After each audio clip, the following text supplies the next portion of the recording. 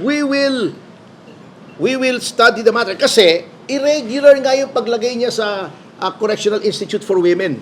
Unang-una, the CIW is an executive facility. What is the business of the legislature ordering the detention of someone in a facility that is not within their department, not in the legislative department, di ba?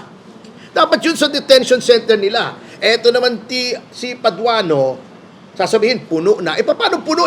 Wala kang ginawa kundi mag-contempt and disregarding the ruling in Ong versus Senate Blue Ribbon Committee, which by the way was successfully argued by yours truly in the Supreme Court, na sinabing may due process. Kung matino itong mga taong ito, ito dapat ang ginawa mo kung gusto mo may due process.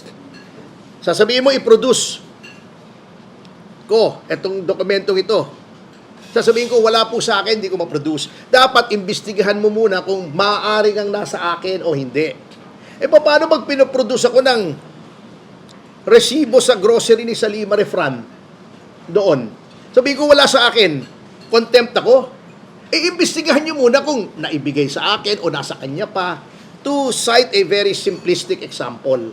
Ganun po dapat yun if you followed Ong versus Senate Blue Ribbon Committee.